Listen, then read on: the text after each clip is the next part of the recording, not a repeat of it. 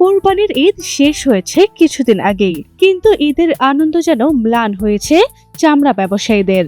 এবার নির্ধারিত দামে বিক্রি হয়নি পশুর চামড়া, তাই ক্ষতির মুখে পড়েছেন মৌসুমী ও ক্ষুদ্র ব্যবসায়ীরা। বাজারে দাম না পেয়ে অনেকেই পড়েছেন চরম হতাশায়, লোকসানে দিশেহারা ব্যবসায়ীরা। নওগাঁ জেলার বিভিন্ন এলাকা থেকে ফরিয়া ও মৌসুমী ব্যবসায়ীদের মাধ্যমে বিপুল পরিমাণ চামড়া জমা হয়েছে বদলগাছির অন্যতম বৃহৎ বাজার চাকরাইল চামড়ার হাটে। তবে অভিযোগ উঠেছে স্থানীয় একটি সিন্ডিকেটের দখলে চলে গেছে এই বাজারের নিয়ন্ত্রণ। মৌসুমী ব্যবসায়ীরা বলছেন, সিন্ডিকেটের কারণে তারা ন্যায্য মূল্য থেকে বঞ্চিত হচ্ছেন, ফলে লোকসান গুনতে হচ্ছে অনেককেই। সরকার বললেন যে ঢাকার বেচা কিনা হবে সেখানে 1200-1300, ঢাকার যেটা বাহিরে সেটা হচ্ছে 1200-1150।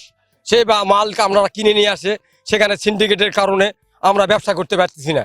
কেননা সেই মালগুলো আমরা 600, 700, 800 করে কিনেছি, এখানে নিয়ে আসে 500-600 টাকা বেচা কিনা হচ্ছে। তাহলে এই দায় ভাতটা কি লিবার? আমরা যে এত টাকা লস খেলাম, এই লসগুলো কে পূরণ করবে? বকরি 60 টাকা পিস। ব্যবসায়ীদের অভিযোগ, সরকারের বেঁধে দেওয়া দরে চামড়া কিনে লবণজাত করে বাজারে এনে বিপাকে পড়েছেন তারা। ভেড়া আর ছাগলের তো ক্রেতাই নেই। পুঁজি হারিয়ে পথে বসার উপক্রম ক্ষুদ্র ব্যবসায়ীদের। তারা বলছেন, সরকারের মূল্য নির্ধারণে মাঠ পর্যায়ে তারা বাড়তি দামে চামড়া কিনেছেন, কিন্তু ন্যায্য দাম পাচ্ছেন না।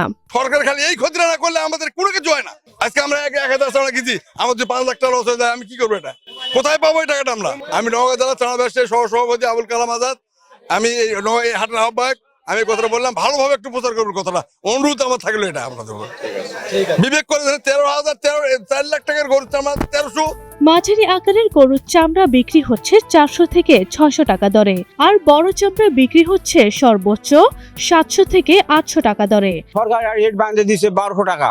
গ্রামের ভিতরে চামড়া কিনতে যায় 1200-1300 টাকা দাম চাই।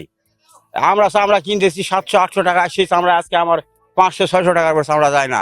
খাসি বকরি 10 টাকা 15 টাকা পুঁজি ওঠে না আমাদের। খাসি চামড়া অন্তত 1 কেজি লবণ লাগছে, সেই 10 টাকার চামড়া বিক্রি হচ্ছে এখানে।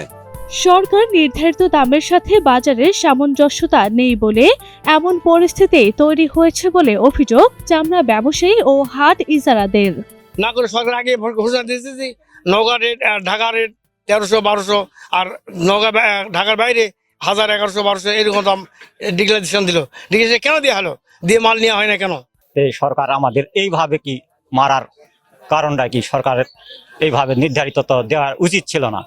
যেটা বেচা যাবে না সেটা নির্ধারিত দিল কেন? চামড়ার এই দরপতন শুধু ব্যবসায়ী নয়, প্রভাব পড়েছে পুরো শিল্প খাতের উপর। সময় মতো হস্তক্ষেপ না নিলে ভবিষ্যতে আরো বড় ক্ষতির মুখোমুখি হতে পারে মৌসুমী ও ক্ষুদ্র চামড়া ব্যবসায়ীরা।